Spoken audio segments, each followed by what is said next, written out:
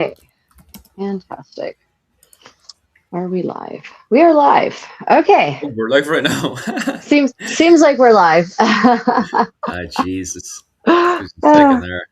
I'll check the okay. old monetizing buttons and all that stuff. Yeah. And click on shut.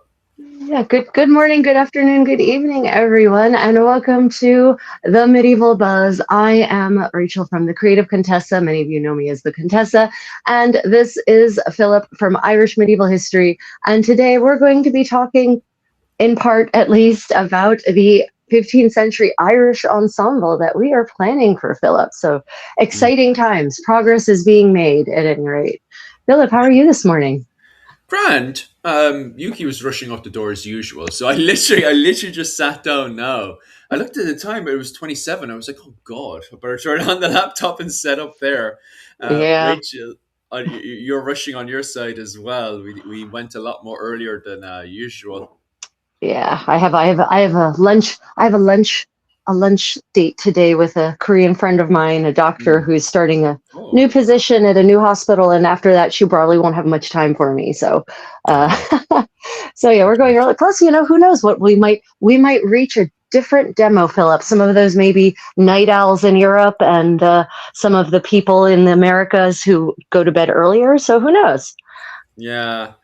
It is getting a wee bit late now, though, in Ireland, so we might get one or two all right. People just I'm rolling into I'm bed. I'm always I'm always shocked at the people who actually really do stay up late, even on a work night. Yeah, that's true. I see it. Like I get comments. I'll do a 2 p.m. live stream, and someone will say, "Hey, greetings from New York," and I'm like, "It's 1 a.m. in New York. Yeah, Why are you yeah. awake?" Especially when people are stressed. I think the combination of the phone and people still being stressed Oh has yeah, them up until about like 2, 3 in the morning sometimes. Hey, Susan, how are you keeping? Any news? Susan. Yeah, thank you for joining us. Good to see you all.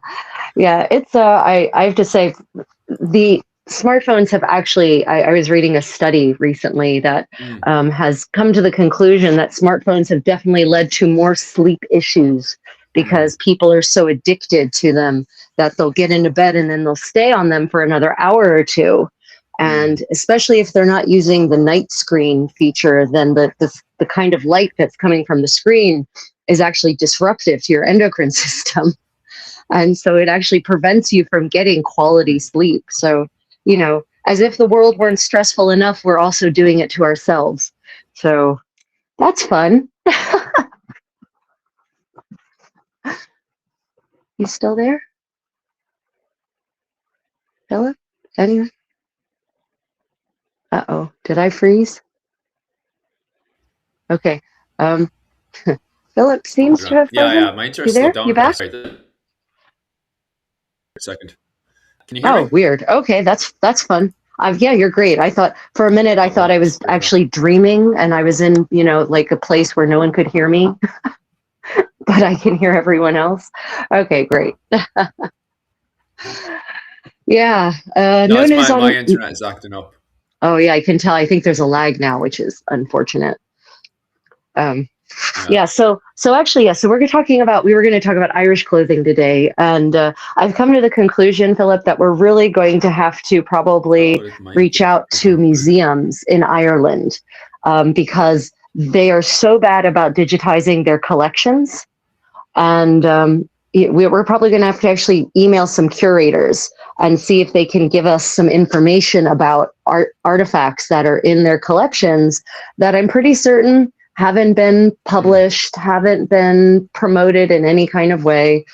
Because you were talking about we need to look at belts and shoes and accessories for you, and mm. there's so little that has been published on those kinds of items from Ireland, and because of the bogs I cannot really believe that there aren't more. So Yeah.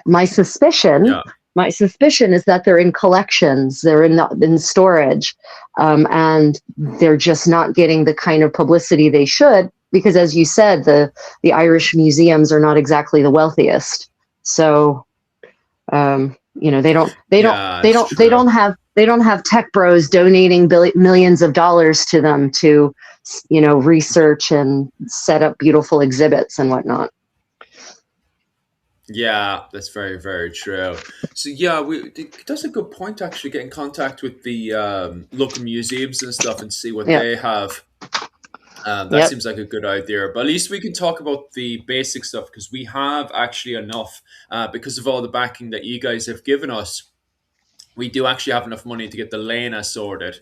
So at Yep. least we can get the Lena sorted, We can. which is, obviously very, very important for Irish culture and stuff as well, especially since God's we can sake. kilt that once we get the belt up and going. What the hell just happened?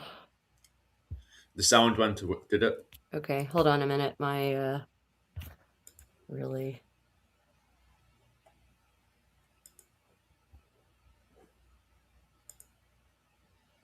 Okay. I don't know what just happened. I touched my headset. It decided it needed to let me hear things I didn't need to hear.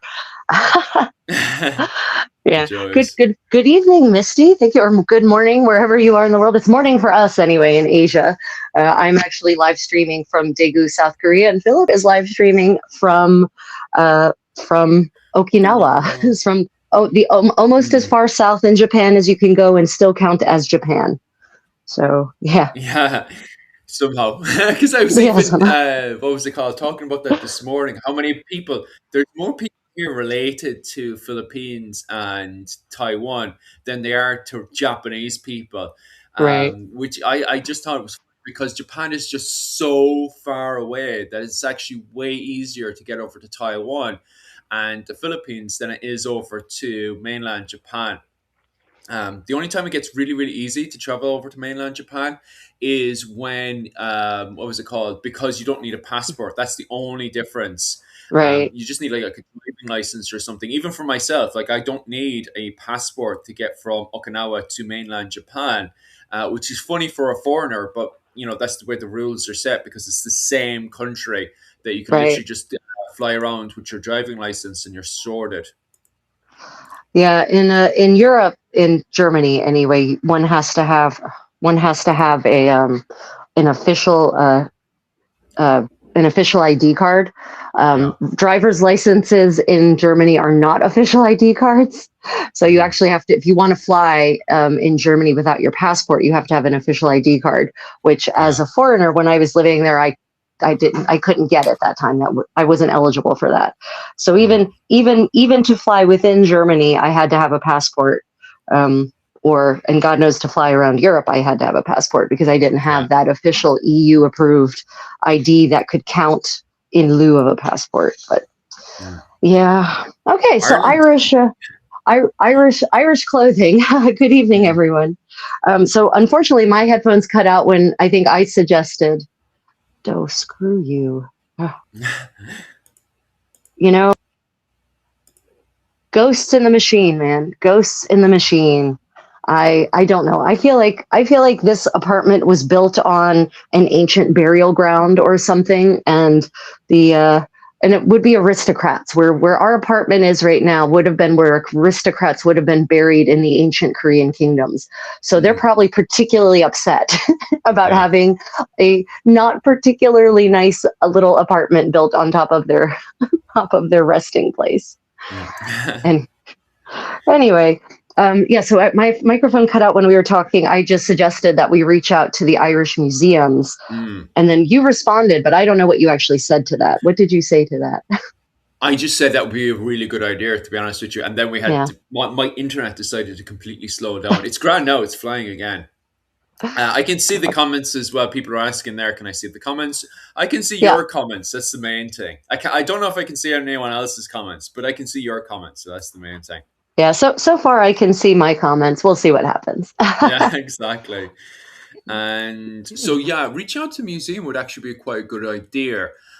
We do have breathing space for the time being We do. because we do financially have enough resources to make the Lena, which is handy enough because from the Lena we can build on from that. We are aiming to have a 15th century Lena. Um, we were talking about before as well. I think one of the interesting things when tackling the Irish Lena will be if we can use saffron or not, because we've talked about this a few times, and it Yeah. seems like it's only in the later part of the 15th century, going into the 16th century, that we start to see saffron coming into Ireland. So, like, at what point can we start putting the old saffron onto the lena, Right. Rachel? Yeah. So I last night, my I actually like to read things to help me go to sleep. So last night I was reading up on the sumptuary laws that were passed in Ireland, or well, specifically in the Pale, Mm, because and trying to find what resources I could that might talk about Ireland as a whole. I was actually trawling through the Ulster Annals, and then Philip, I started going through every digitized annal on which I could get my hands, which is actually a lot. For mm, those who don't know, many of the yeah, Irish annals of history have been digitized, and they're freely yeah, available through Cork University's website. I think it's they cleverly came up with mm, the backronym of like uh, CELT, CELT, but it stands for yeah, some, I forget exactly what it's, entire source text or something like that. Anyway, yeah, so you can actually go and look at and the translated versions, because that's the important part, mm, right? Like most people can't read old, middle, or early modern Irish in manuscript form. That's yeah. not that's not what most people can do. So these are translated and transcribed and digitized. So I was plowing through. I think I got through before I finally fell asleep with my phone on my chest. I fell asleep after about 12 of them, because I was looking for references to fabrics. I was looking for references to colors. I was looking for references to clothing.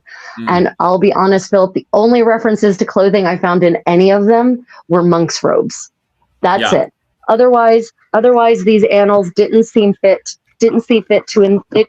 I guess clothing never played an important enough role to make it into any of these annals, It's 'cause it's except monk. for Yeah. the monks' robes. Yeah, because these monks who are writing it with their biased Yeah, interpretation. Like, don't get me wrong, I do love the annals, but you yeah, can tell they're written by men who live up in the tower. Like, okay, so yeah. this is quite offensive to say, but like the incels of the early medieval period, locked up in the tower.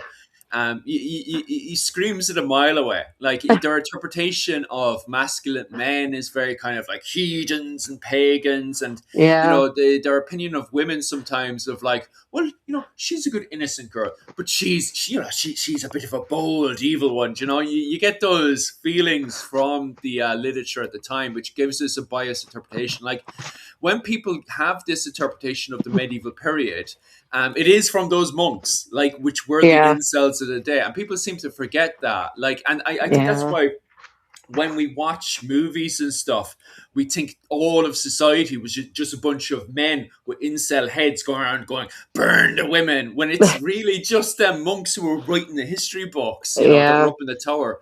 So, yeah. yeah, I do love the annals, but yeah, a mile It, away, you can tell. Yeah, go on. it's very frustrating because in other chroniclers from other parts of Europe in this same era always talk about clothing, because clothing was a sign of wealth and power. And so you can have chronicles where they could be describing a great ball that's happening, and the only thing they talk about is the clothing. They don't talk about the dancing. Mm, Like, this is a ball, people are dancing, and all you have to say is that the men were dressed in silk and pearls. yeah. Okay, so it was very disappointing, Philip. I was very It is. disappointed. It is, but you can, if you actually even look at the drawings and stuff that they do, it's always someone else describing it to them. Like, you can tell that Yeah, the Irish monks are up in a tower or off in the coastal side. They're yeah, never where the main heat of the action is. Like, what was it called? Uh, they're never like at the action of the annals of Clonmacnoise or something, where they're in the middle of something, some great assembly or something. They're right. always some guy who's up in a, those Irish towers in the early medieval period, the early Yeah, yeah, yeah, towers. They're just called Irish towers, aren't they? And then you've got Irish tower houses. That's the difference.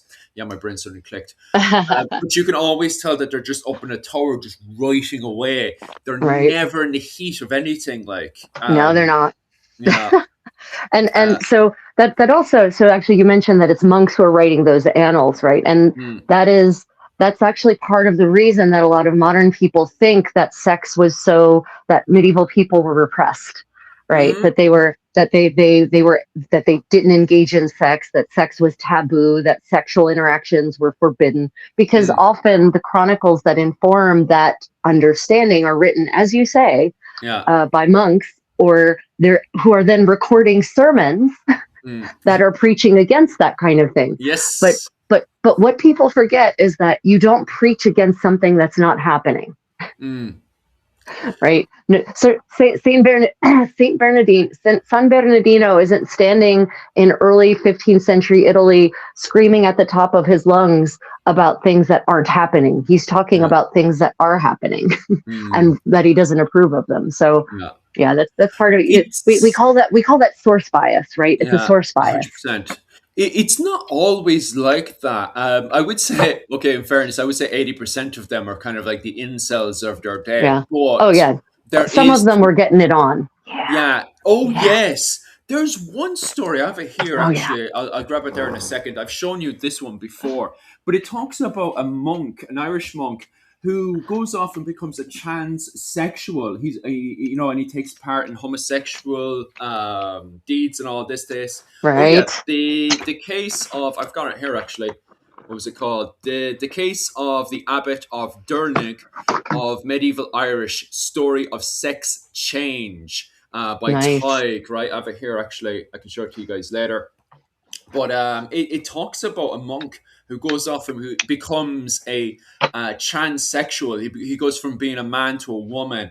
And it's Oh, cool. insanely interesting because in Irish society, it's still very kind of disgusting and weird. Like it's acceptable for a woman to want to be a man, but a man to want to be a woman because of the fact that he's having Mm, intercourse where he's the feminine one. That's right. that's He's the that's bottom. Yeah, that's not yes. appropriate. Yeah.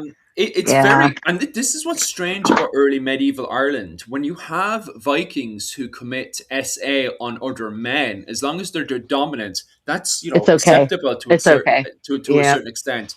But him wanting to have a sex change and be as you said there, the bottom, that's kind of not Mm-mm. acceptable in the in the literature. And he talks about this in the book. So it's insanely interesting that there is a monk who writes about this.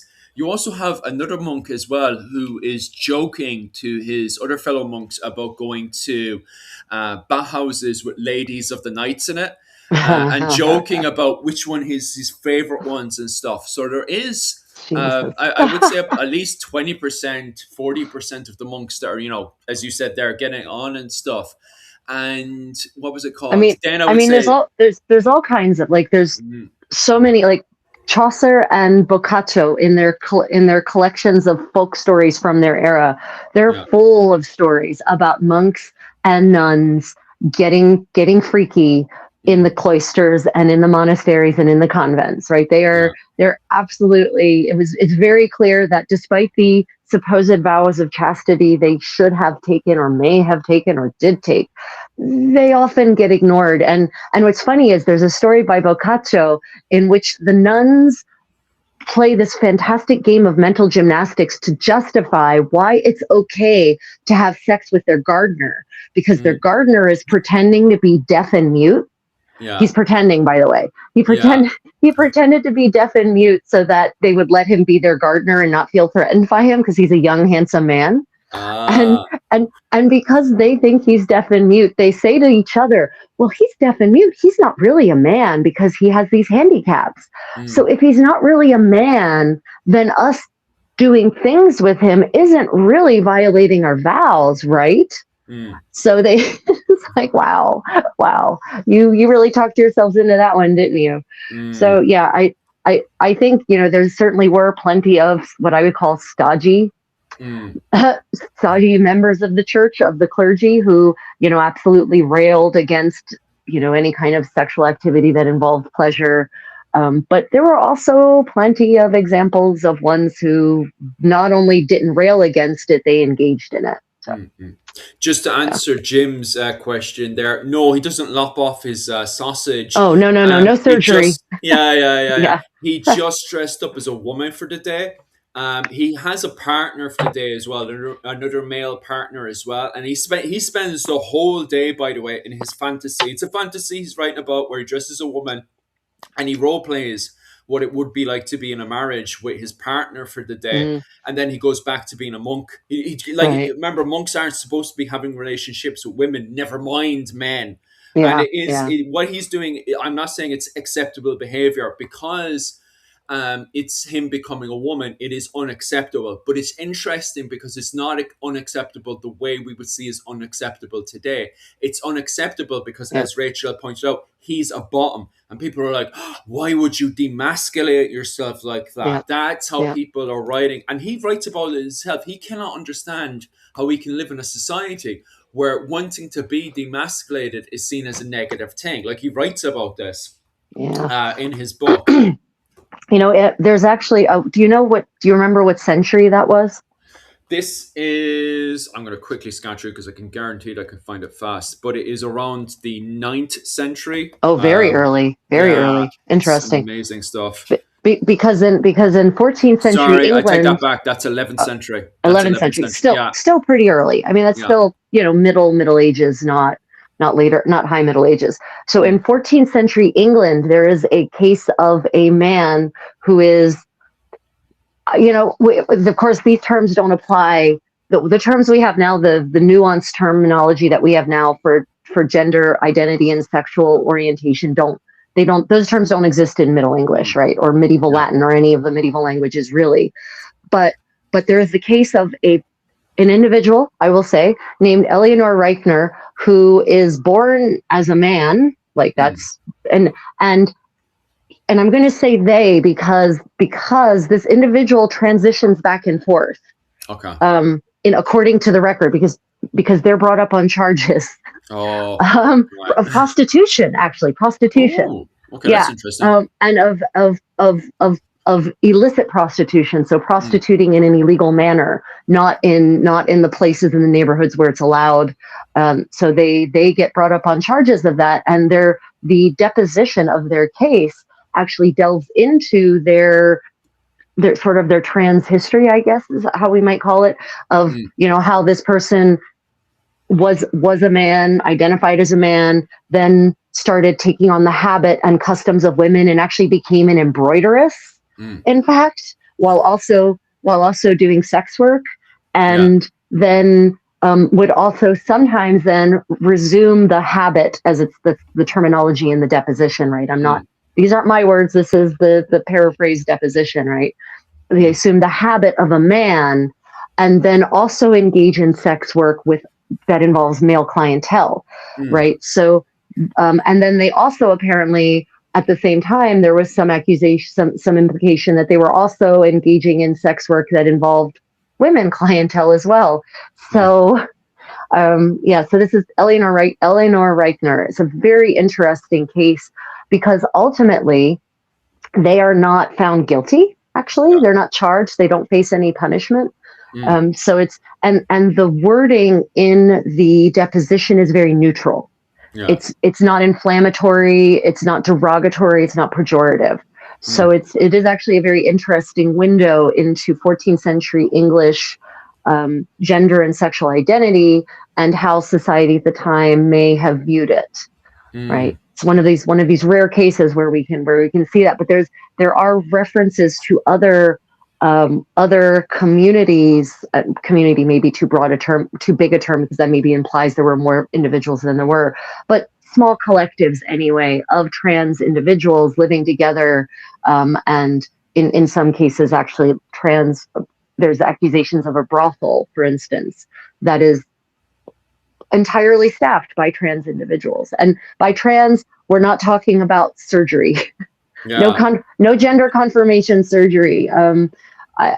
For one, while they, believe it or not, Philip, they did do plastic surgery in the Middle Ages. They really did. And people actually survived. There's the women, we have records of women who got breast reductions because their breasts were too big and they wanted to have cute perky breasts because that was what was attractive in the medieval aesthetic. And we have records of people having their hair lip, maybe that's pejorative, having a cleft palate. Do you know what a cleft palate is? Yeah, I have a friend who has it.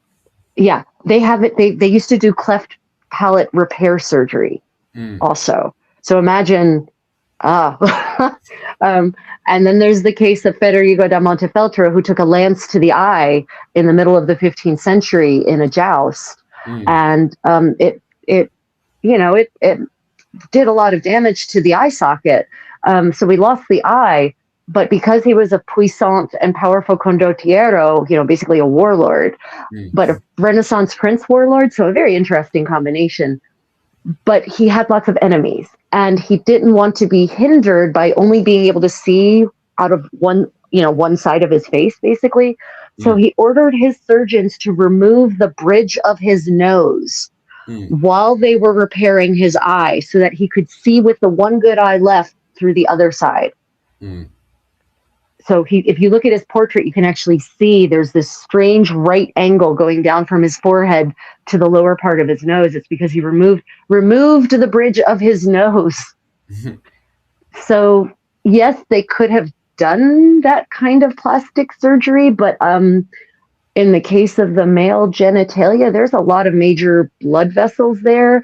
And I feel like that's a different level of plastic surgery than just fixing a cleft palate or removing the bridge of your nose. Yeah, I was thinking about that last night as well, weirdly enough, because the fact I actually know so many ladyboys over in the village. By the way, just to be frank with you guys, I'm actually married to a woman, but I do actually have a lot of ladyboy friends up in the American village. I don't know if there's any, you were saying before about that over in Korea, but here in Okinawa, there's tons of them because there's a U.S. Marine base just over the hill as well. And so there's a lot of Marines that actually date the ladyboys over in the American village. And a lot of them, I don't know any of them that I've spoken to that have any surgery or anything up there. But I think it's just popular these days, as they call it, the joystick, to keep the joystick there.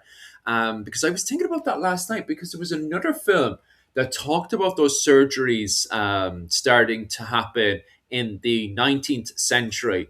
And I remember hearing about it as well in the 90s, of people having surgery down below.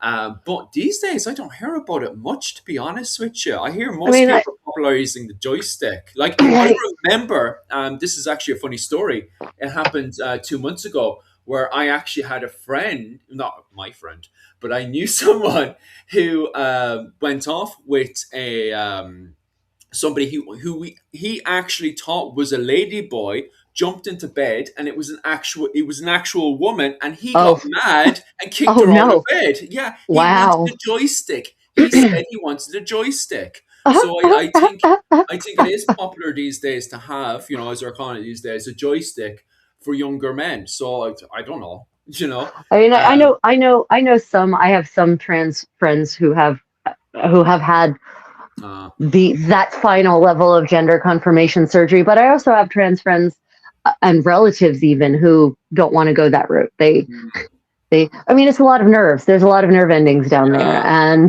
and surgery. A lot can go wrong in a surgery that could leave you permanently numb, for instance, and that's not good.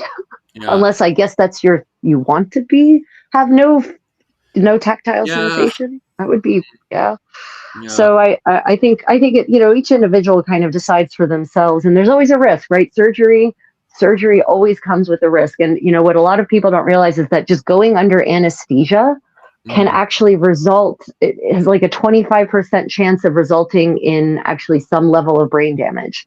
So and I'm not talking about the kind that's going to leave you drooling, but the kind that will actually reduce your cognitive abilities, just enough that maybe you can't solve algebra equations in your head anymore, that kind of thing. So any surgery needs to be seriously considered at pros and cons. And God knows in the Middle Ages, their level, they had anesthesia. This is another of those myths about the Middle Ages. They had a form of anesthesia. They had a couple of different topical analgesics like clove oil, which is very effective, by the way. And for actual proper like narcosis, is that English? That's what they say in German. Anyway, to put you under, they had poppy juice from the opium poppy. But the problem is that the opium poppy when you're just kind of going by poppy juice, the strength, it's almost impossible to know how strong poppy juice actually is. And so frequently patients would just fall into comas and not wake up again. So, or their breathing would stop. Oh, geez, that's even worse. That's why I've said this before, I'll say it again. There's actually a surgery manual from, I think it's the Regimen Sanitatis Salernitum, which is supposedly a book of health and surgical practices and good best practices from this medical school in Salerno. And it actually says that if you use poppy juice for surgery, you need to slap your patient every hour really hard in the face so that they don't fall asleep too deeply.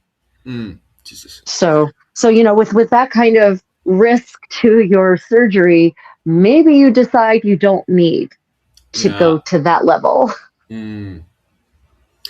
But like, it seems like people are already having a whole load of fun in Florence already, because I remember you were saying before that people were just paying fines in Florence. Because I remember when I was younger, I was like, how did Michelangelo and Leonardo da Vinci get away with being homosexual in Rome and Florence? And you turned around and were like, oh, they were just paying fines and just getting on with it. And I was so there's the history of and I'm going to use this word from the medieval perspective because this is what it's called in the sources. The history of sodomy in Florence is a very interesting one. I actually have a fantastic book, a source book on 15th century Florentine society that's broken down with primary source readings on a variety of topics.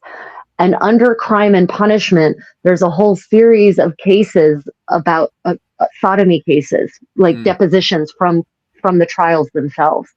And the thing is that someone ran the numbers, and something like 50% of all Florentine men in the 15th century faced sodomy charges at some point.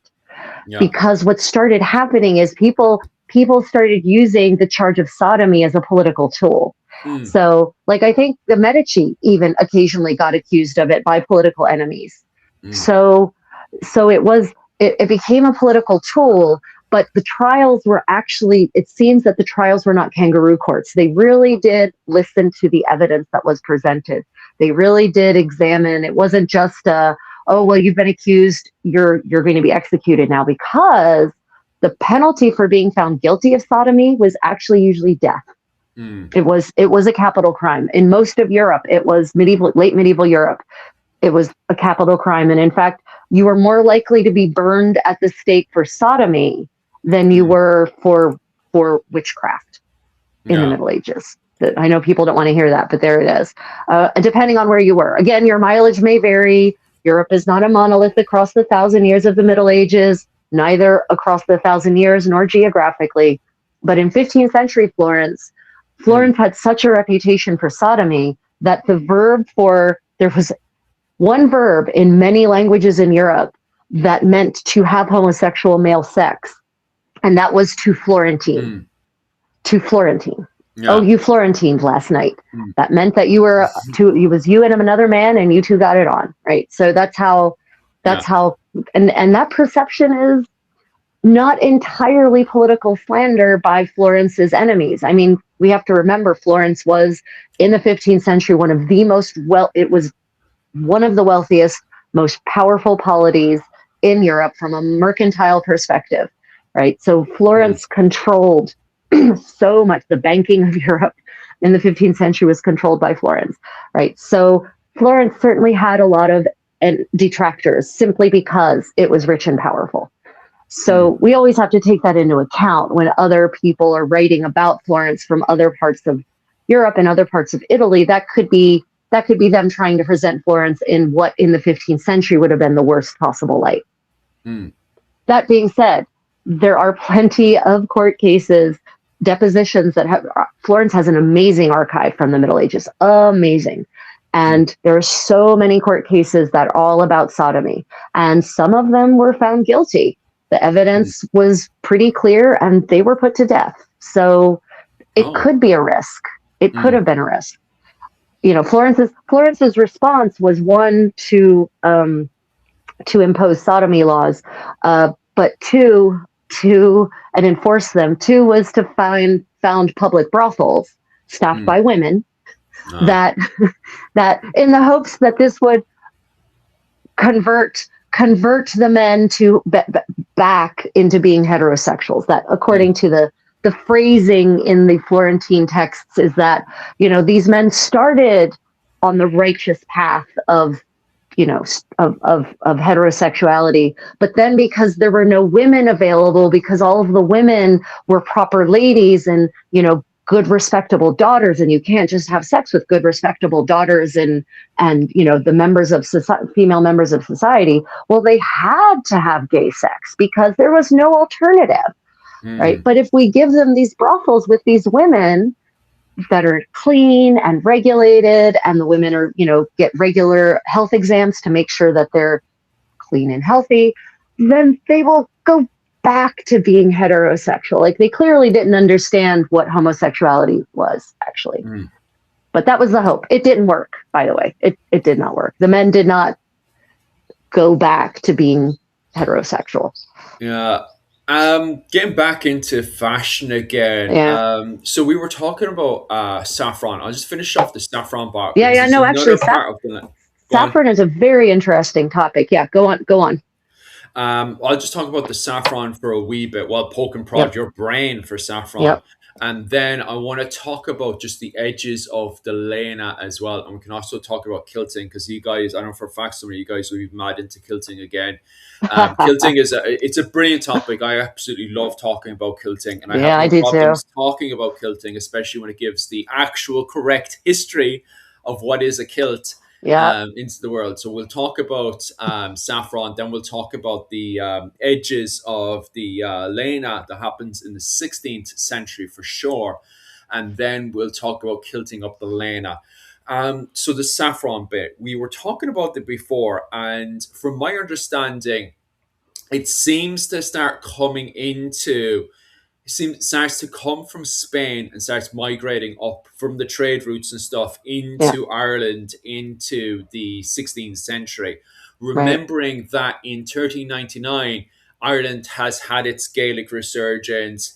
It's, still considered under the administration of England as the Lordship of Ireland, but it's not. At this Right, point, it's yeah, under the administration of the Fitzgeralds and the Butlers right. and the Irish Parliament to a certain degree. But it's funny because no one's rocking up to the Irish Parliament, which makes me wonder if they're doing most of the administration at assemblies, that they're going to the assemblies instead and doing the administration there instead of rocking up to the Irish Parliament. Because anytime someone is summoned to the Irish Parliament, like traders and merchants, you think they'd be delighted because they'd be like, "Oh, I can finally have my speech." But instead, they're just coming up Right. with excuses and they're outright saying, I don't want to go to the Irish Parliament, which says to me that they're doing the administration at assemblies, which makes sense because the half of the most of the country, I'd say a good 70% of the country, is banned from the Irish Parliament in the 15th century. It's not until we get to the Yeah, 16th century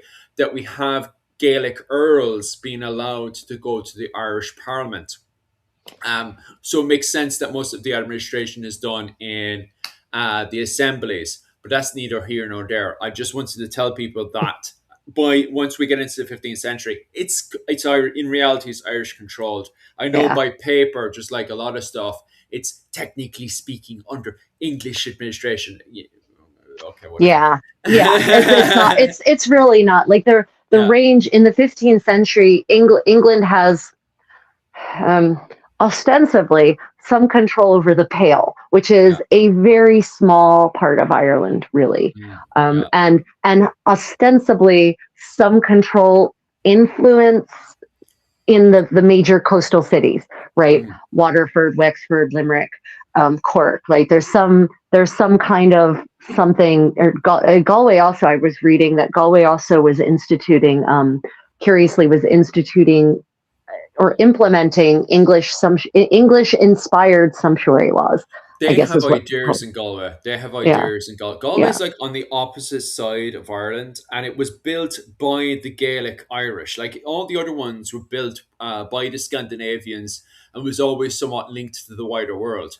Right. Galway was built by the Irish, and then they decide, it was up around the 14th century when all this Gaelic resurgence and stuff is going off, that they are the civilized English. And they start Right. writing letters to the King of England going, us, they're Gaelic, by the way. And they go, us civilized English cannot understand these wild Irish outside Right. our gates. Can you come over and get rid of them? They're just barbarous people. And I was reading these letters going, what the hell? You're all Gaelic. What are you doing role Yeah. playing as being English? And that would completely line up with the sumptuary laws I was reading. I'm like, Yeah. I was asking myself, I'm like, what the frack is Galway doing? As you say, it's on the other side. It's like almost as far away from England as you can get and still Yeah. be in Ireland, right? Yeah.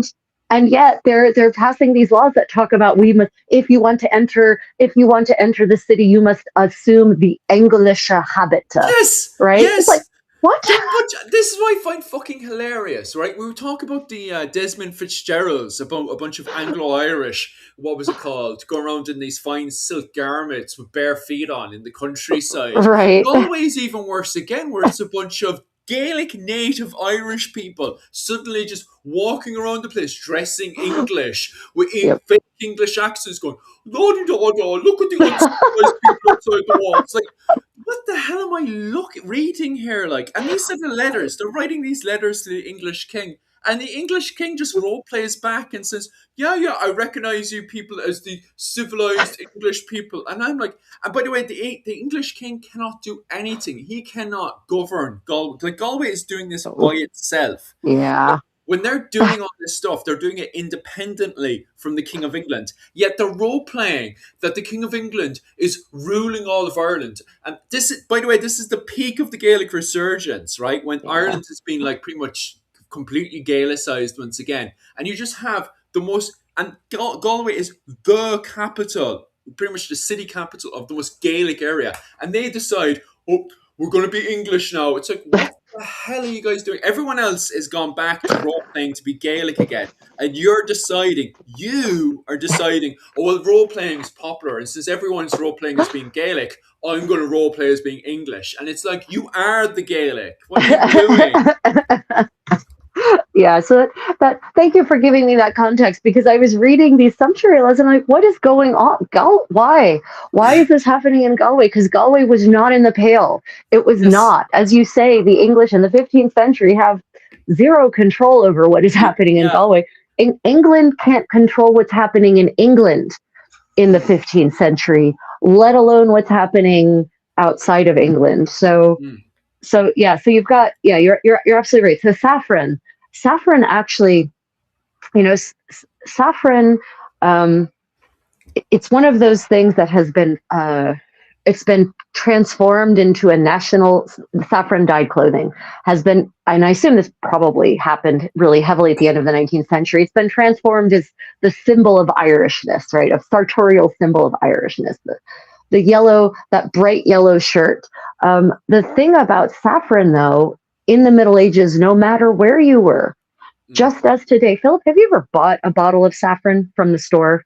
Just for I haven't cooking? bought it, but it was Claire that actually bought it from me and actually applied it herself. She loved it. But I'm talking about the price. Yeah. Saffron is insanely expensive. It is, because even now, with all of our technology, we still don't have a way to really mechanize its production and harvest. And then its post-harvest production into something that goes into a bottle that you then take home, because it's the stamina of a crocus, a delicate little flower. And so humans have to go and pick them delicately, carefully, by hand, and then they have to be processed carefully, delicately dried by hand, and then carefully, delicately put in bottles by hand. So saffron is very expensive, not only because you don't get much saffron from one crocus, you get 2 strands of saffron per crocus. Oh, wow. and as far as I know, each crocus bulb only blooms once a year, as far as I know. So, but that was true in the Middle Ages as well. So saffron is insanely expensive, and the amount of saffron that you need to dye an entire let's say shirt, Elena, as they're called in Irish, the amount of saffron you need is quite a bit. So it would have been insanely expensive to dye a shirt that way, which means that not many Irish people could have afforded that. Yeah. Couldn't have. Could not have. What they could have afforded, however, there are plenty of other weeds that grow in Ireland that produce yellow. And so you could absolutely use those other weeds to produce a yellow. Would that yellow be as rich as saffron? No. No. But it would be affordable.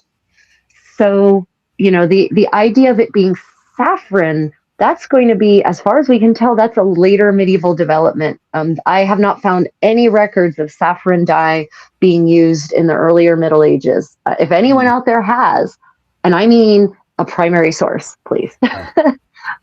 Archaeological evidence, a chronicle, one of these stupid annals that never annals. Jesus, annals. Wow. No, Rachel, you're gonna get banned. I know, right? One of those ruddy annals that doesn't actually provide any information about clothing, as far as I can tell. If any of you have actual primary source evidence of saffron being used before the 15th century in Ireland, I would love to see it, but I haven't seen it. What I have seen, though, Philip, in the 15th century, Edward IV issues a series of sumptuary laws, not just for Ireland, by the way. He issues a series of sumptuary laws for all of the English domain, shall we say, and not just covering men's clothing, covering women's clothing, covering foodstuffs, because people are increasingly spending too much money on things, more money than they should, more money than they can, and they're ending up in debt. So the idea, and in some cases, and then in the other case, people are dressing above their station, right? So that's a problem.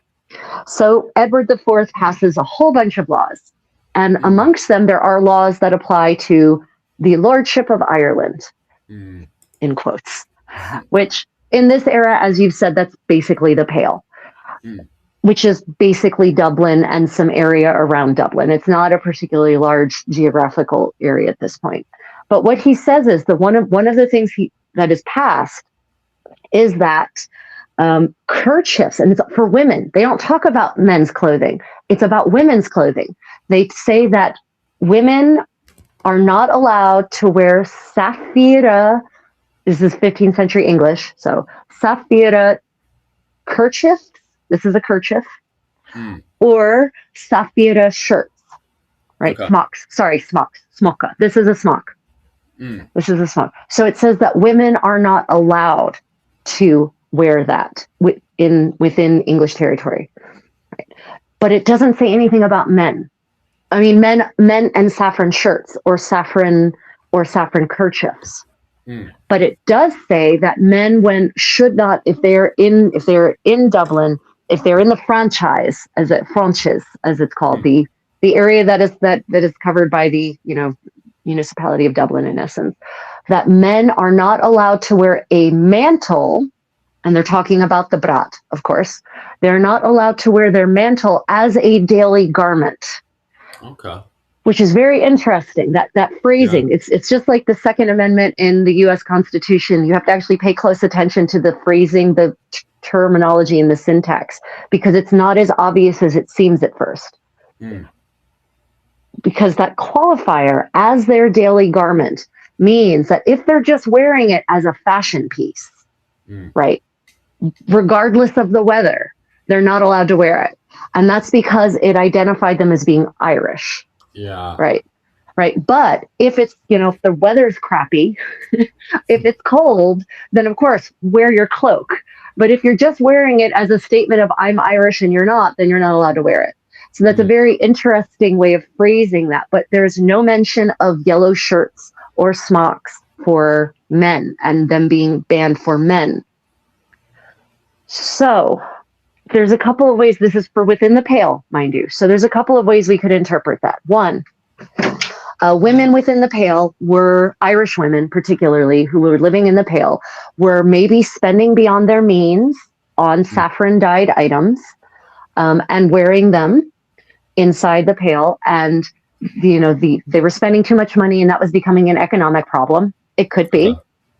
It could be that these items, they were wearing the style of items that Irish women, the Gaelic Irish women, were wearing outside of the pale, but Mm, they're inside of the pale. So that identifies, that shows them that they're not just as being Irish, but that their loyalties lie outside of the pale, right? mm, Because they're wearing these garments that show that they have an Irish heart, right? Even mm, though it could just be, I like wearing yellow things. Um, mm, so that's a visual symbol that they're not loyal to the crown because they're not wearing the English habita. They're mm, wearing the Irish habita. And mm, that's not, that potentially represents disloyalty and maybe potential dissension, could mm, lead to political upheaval in the pale, right? mm, So there's so many ways we can interpret that law, and the reality is it could be all of those things. That mm, could be mm, all of those could be the reasons why this was passed. But no matter what, it is a sign that there were women in the pale who were wearing yellow dyed kerchiefs, maybe with saffron, mm, and yellow dyed smocks, maybe with saffron. But we also find that the term saffron also becomes a color. mm. So it's not necessarily that it has been dyed with saffron to make yellow. The word saffron becomes a color. Yeah. So that can be tricky in interpreting. Okay, well, do they mean it was dyed with saffron or just yellow? And I suspect it's yellow because you can't, if there's a woman walking around Dublin with a kerchief and it's yellow, most people aren't going to be able to look at it and say, oh yeah, saffron dyed, you're breaking the rules. Oh, but you only use broom to make that yellow. Oh, well, that's okay, right? Yeah. It's about the color. Mm, that's fascinating because Kevin says it as well. Are they using it like gang colors, the color yellow, to say, Right, "Hey, look, I'm part of the king groups of Ireland"? Because I'm not going to turn around and say these are proud-Irish nationalists, but these right, guys are kind of proud to be part of the king groups of Ireland. The clan right. system of Ireland, rather than being a part of the centralized English identity Yeah, of I am proud I have the King of England. Instead, they're more proud of their, being part of the king group system in Ireland, where clans in Ireland were linked together through fosterage, hostages, and marriage alliances. yep, And to be a part of that clique and to go to assemblies, it makes sense that they were wearing yellow to signify, hey, look, I'm proud to be a part of this, identity of king groups. right. Um, I'm not going to turn around and say that they were proud to be flying the Irish tricolour and say, I'm a proud Irish nationalist, Yeah, I don't think so.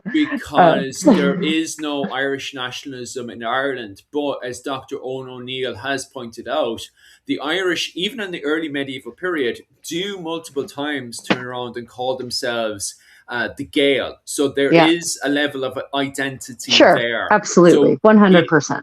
it is interesting that we have two systems in Ireland at the time.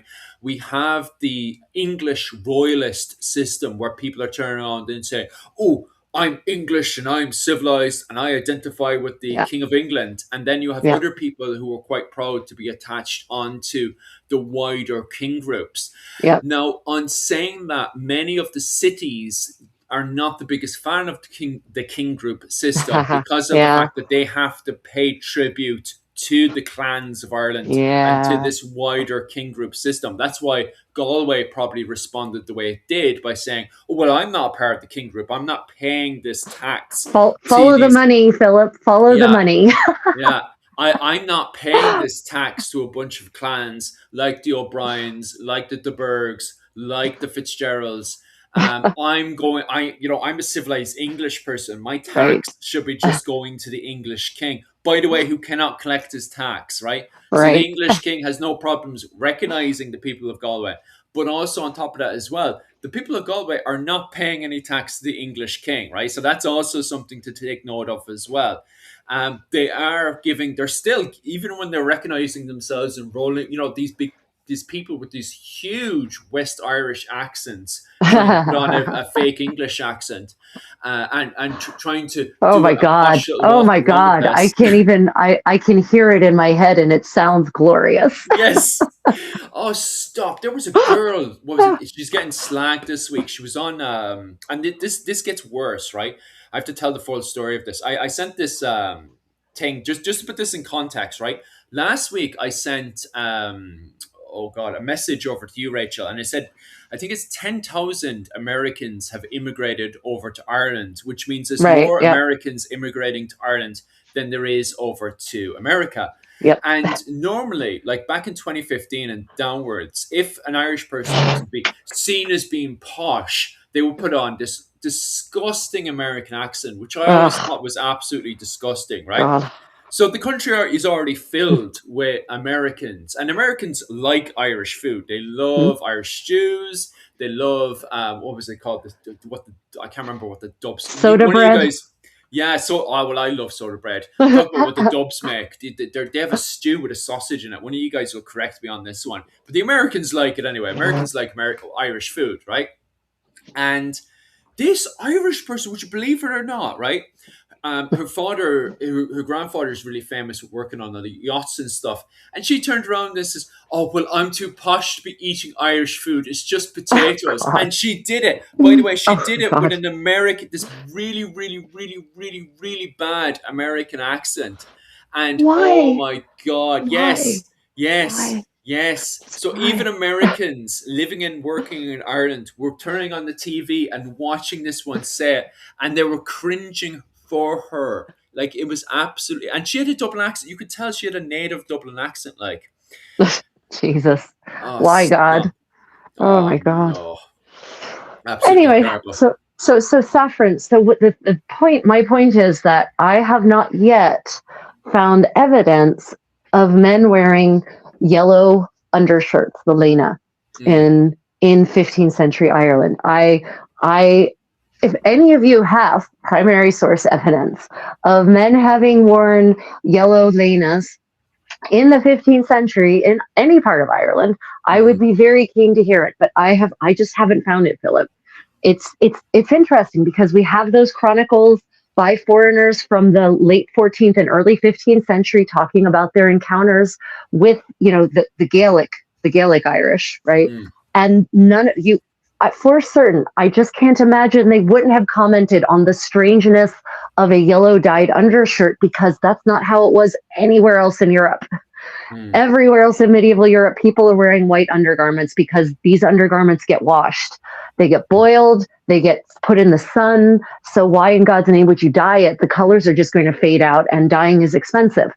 mm, So, I can't imagine that, that Viscount Pilgrim to St. Patrick's Purgatory would not have, when he was commenting about every other aspect of the clothes at the court of the King of Tyrone, as he mm, calls them, right? That he wouldn't have mentioned that, oh, by the way, the shirts they do wear are yellow. Like, because that would have been mm. strange to him. It would have been very strange to him. So I Yeah, just haven't found the evidence yeah. for men wearing saffron dyed shirts, whereas there's clearly evidence that women in Dublin were certainly doing it. You don't pass laws against things that aren't happening. So, That's interesting, all right? Because if we look at the drawing of Archmacmore Covenant by the French depict him with a long red lena. So it's still yeah. going. That lena is still going down to his I don't ankle, as we yeah, can see. Yeah, go I on. don't think that's Elena. Mm-mm. Okay, I think that's an overtunic. I think okay. I think that's either an overtunic or it's supposed to be his gambeson, right? Mm, I don't think that's Elena. But the other thing is you can't really look at the colors that are being used in that manuscript. It was painted by a okay, Frenchman who probably never saw an Irishman. And in the original chronicle, the colors of his outfit are not described. okay. So that's artist that's what we call the artist's rendering Mm, of the events. You can't use that to document almost anything mm, about what was actually happening because that the illuminator was just going based on a combination of what oh god Jean Créton. That was, I think it was Jean Créton who wrote about that. It might have also been actually um, the other Jean chronicler, French chronicler who wrote his chronicles of Ireland and England.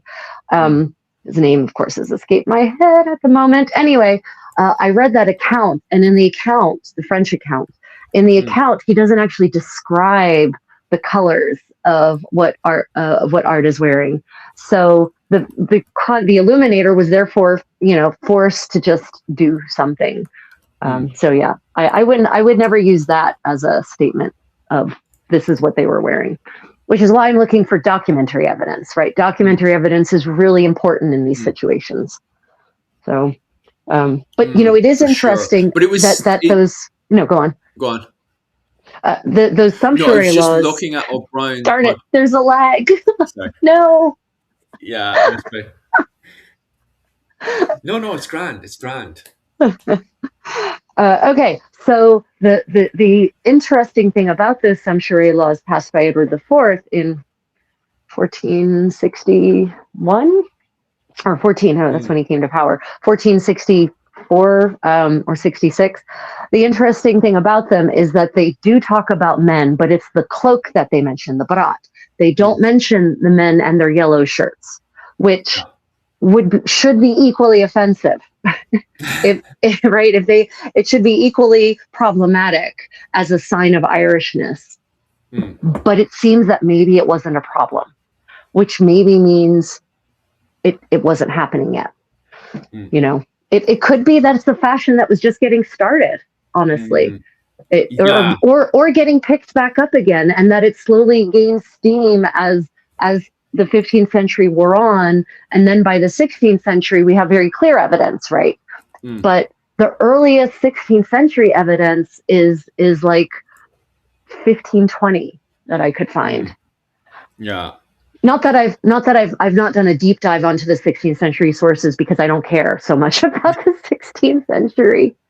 I happen to have to read about the 16th century Irish situation because that's most of the information that's available on so-called medieval Irish clothing. Medieval is in quotes, is about the 16th century, which is not medieval, but that's okay.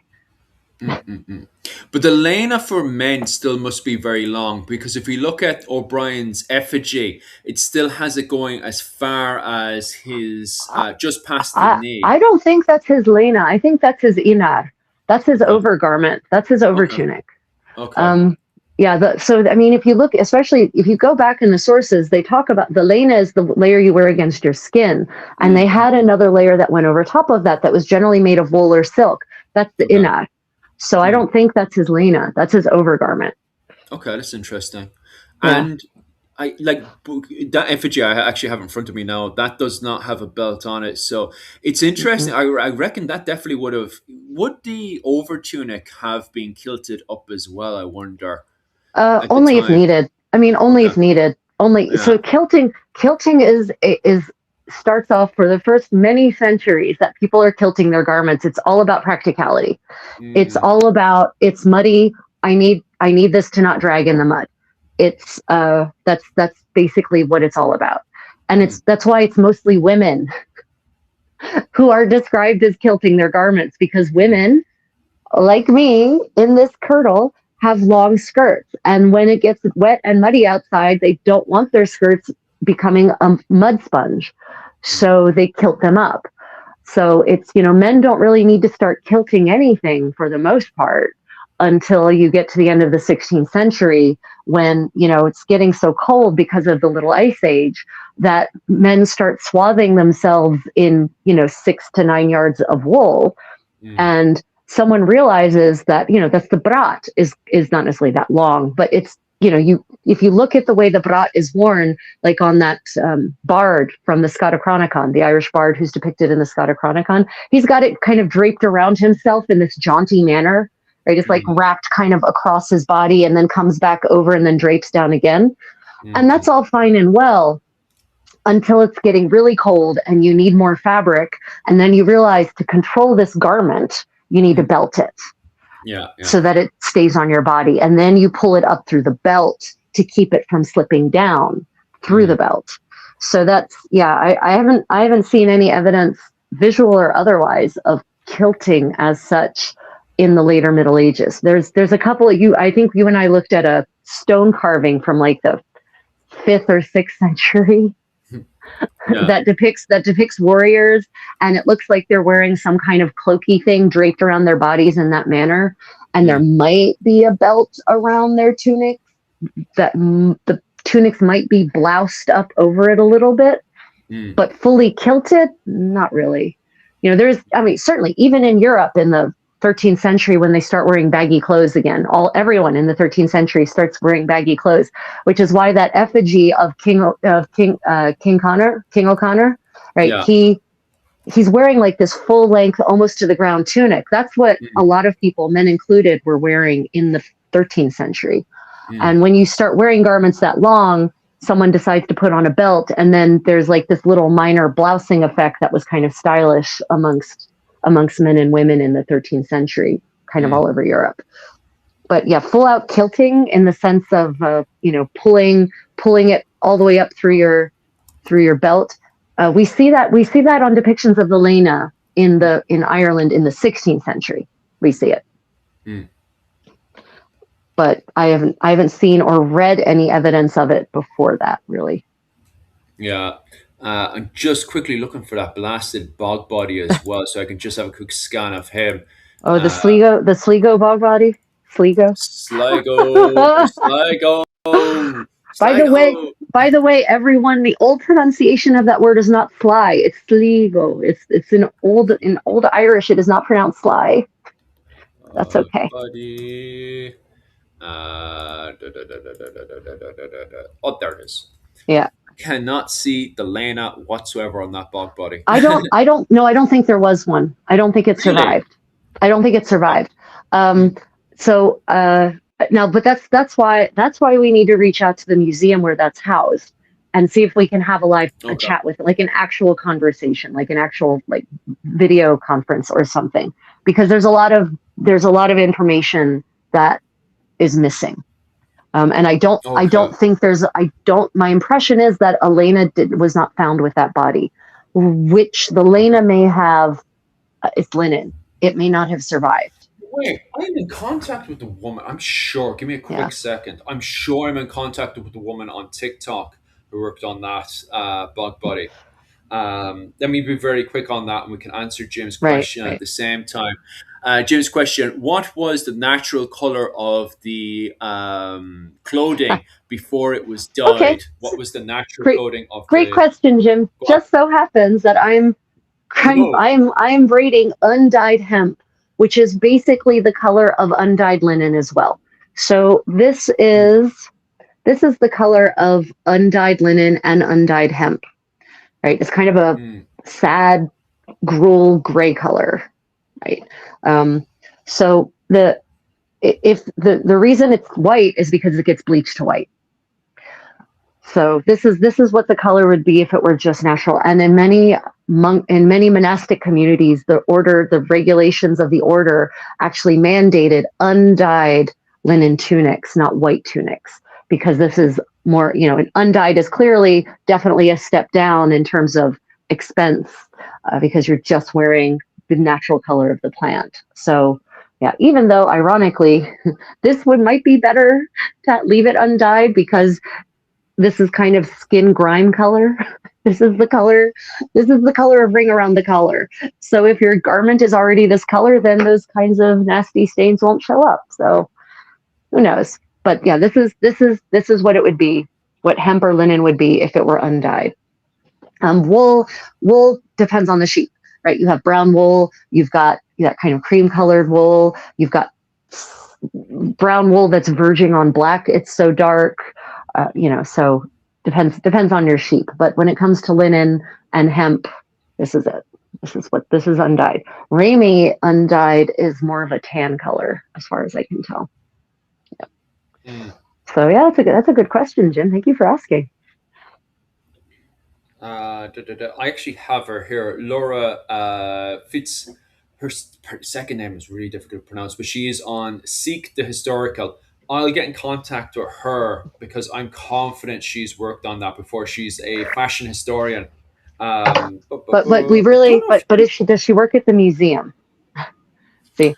I'm not Yeah. sure, but she could have contacts. And if Right. she does it, Melissa definitely would Yeah, have we need contacts. And we've been, what I'm learning is we need to get to the museums. we need to yeah. talk about them. And honestly, Philip, what would be super awesome if we could make it happen is you and I take a trip to Ireland together and we do a museum tour, going specifically making appointments to look at the extant garments in person.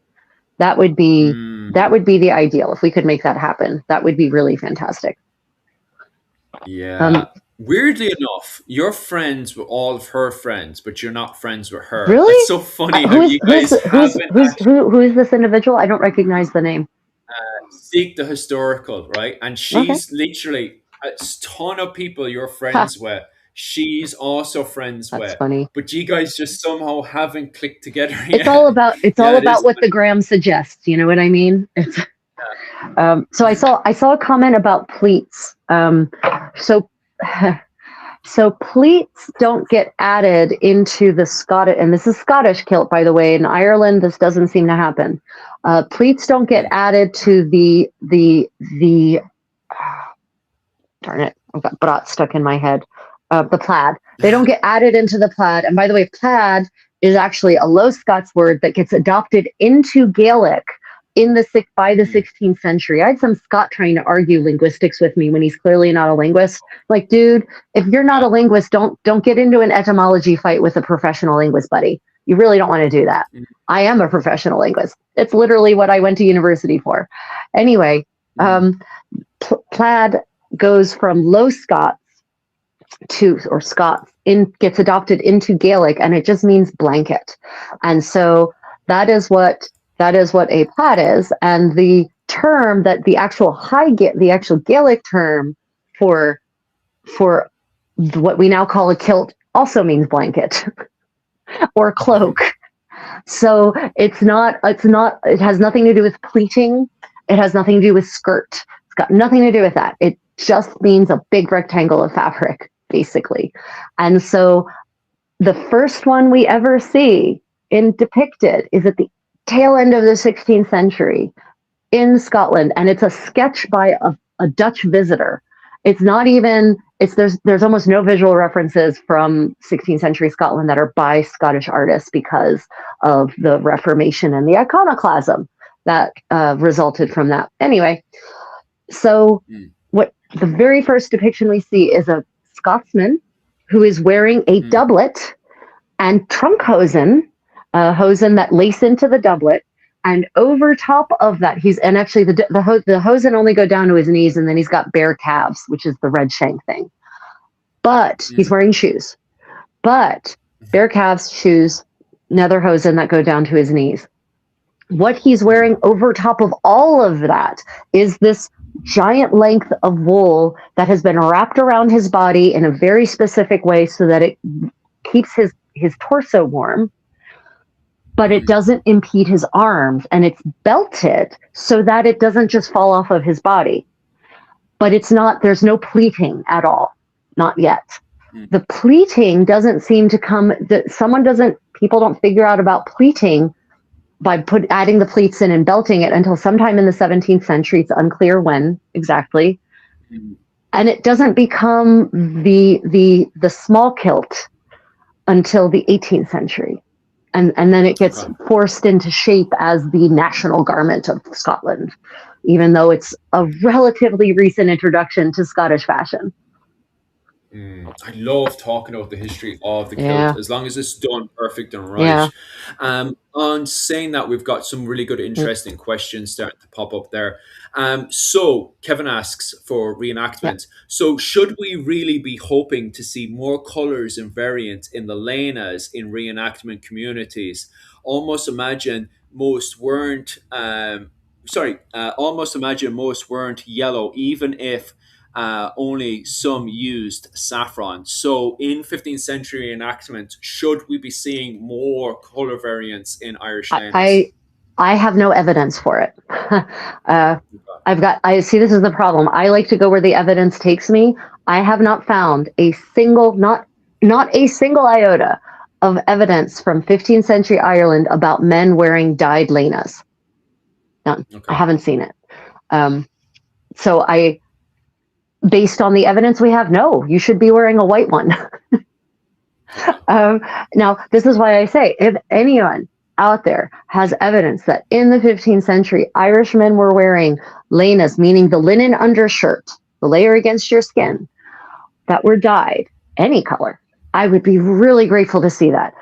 But I haven't. I haven't found it. I haven't seen it. And some people say, well, an absence of evidence is not evidence of absence. However, I also don't want to just make shit up. Yeah, that's right. And we know that literally everywhere else in Europe in this time, men are wearing white undershirts, white linen undershirts. And we know that, that makes actually the most sense, because to get your shirt clean, it has to be boiled. It gets laid out in the sun. It gets beaten, actually, in some cases, to try to get out particularly stubborn stains. They'll actually beat the soap into the lye into the fabric to really get that stain out. And if you're abusing your garment in that way and you've got expensive dye stuff in it, the dye stuff isn't going to last long. To be frank, linen cellulose fibers do not take dyes very well anyway. And that's the other problem. So that's the other problem with linen. Natural plant or animal-based dyes, linen, cellulose, meaning cotton, ramie, ramie is another cloth, hemp, linen, those plant-based fibers, they do not take dyes well. It's very hard to dye them. There's only a limited number of dye stuffs that will actually adhere to cellulose fibers of the natural dye stuffs. Indigo is one of them, woad is one of them, and saffron is another of them. But even still, they fade relatively quickly. The colors do not last. They don't stay vibrant. They don't last long. And God knows if you start laundering it, they're really not going to last long. So it would be a very expensive proposition to dye it in the first place. Dyeing was expensive. Even if it was a cheap dye stuff, you still had to pay a professional dyer to do it. There's still the cost of the materials. You have to pay for firewood, right? It's an expensive process, no matter what kind of dye stuff you're using.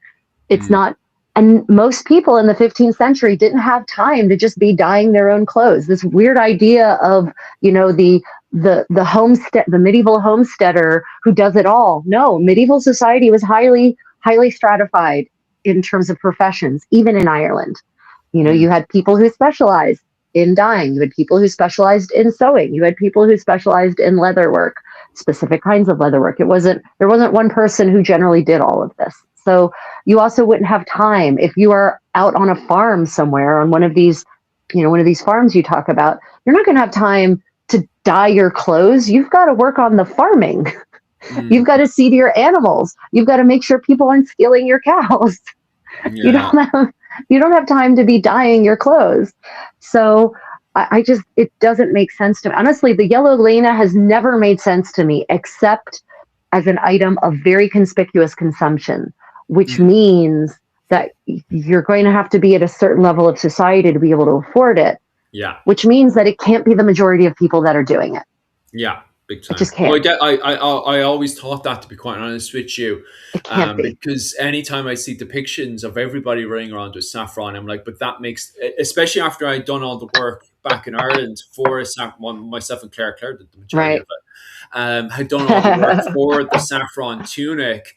My brain was just like, but how could everybody do that? That makes no sense. And people were making the argument just by default, oh, but everyone must have it. And it's like, but did you not read the Brehon Law? Ireland still recognizes within the clan that there is poorer members of the clan and higher members of the clan. And anyone who's running the administration itself clearly is the richer status members of the clan. Yeah. And I know people are turning around and say, oh, but there's no real currency within the clans, but there's still status within the clans. So there's exactly. And there's still a barter system, right? Even if you don't have currency, you still have items that are more or less valuable than others that you trade. Like there's always a monetary system, even if it's not money per se.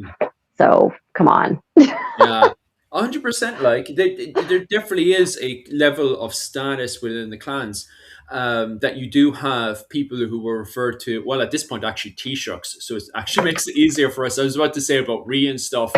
Right. The argument I had yesterday about the description of what is a king, but thank God that word is gone now in the late medieval period. And we just have Taoiseach.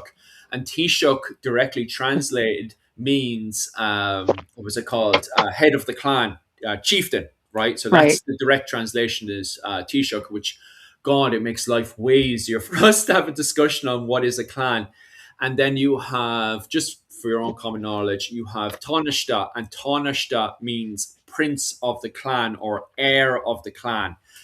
So that's the one that the Taoiseach is going to choose next. Now it still turns into a mess sometimes, where you have the sons suddenly killing sons to take the title of Taoiseach of the clan. Right. But the chief of the clan, the Taoiseach, he does try to make it as easy as possible by choosing which one will be the Taoiseach next. But sometimes it doesn't work out like that, and you still have sons killing sons, like pretty much all over Europe, where it's like, that's my land. Yeah, I mean, humans, man, we're tribal. We're tribal. We're possessive. The linguistics. So all those terms you just quoted are no doubt the reason why when foreigners go to Ireland across the Middle Ages and they write about their experiences, they use terms that make the most sense in their culture and language, but that don't reflect the nuances of the hierarchies within Ireland. That's why, Ramon de Perellos goes, leaves Barcelona basically, and he goes up to St. Patrick's Purgatory, he goes to Tyrone, and he's like, yes, the King of Tyrone in the 1390s. And I remember you said to me, the what of Tyrone? It's like, yes, because to him, this man was the leader of this kingdom. He had a court, and so he calls him a king, because that's how his, very late medieval Catalan brain could process, this word. But Yeah, so it can lead to confusion, in the record. It does, because even Henry II, when he comes to Ireland to basically see what the crack is, well, see what the hell is going on, because Normans and the Gaelic are all chopping each other up, and he wants to take advantage of the situation. He has no clue how the Irish administration works, because he's looking at the Over King of Ireland and he's like, why is that not centralized around him the way it is centralized around me? Like, he thinks it's Right. strange.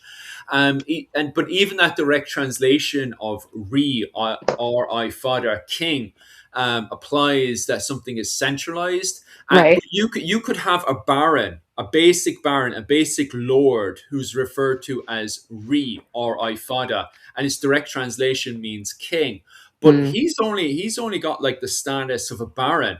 And the thing is that although these barons were independent within their own lands, they were tied into Gaelic society as a whole through marriage alliances, hostages, and through fosterage. So the society itself tied you in. And this is what happens when the Normans come into Ireland, when the Vikings come into Ireland, is that within 2-3 generations, these people are tied into society.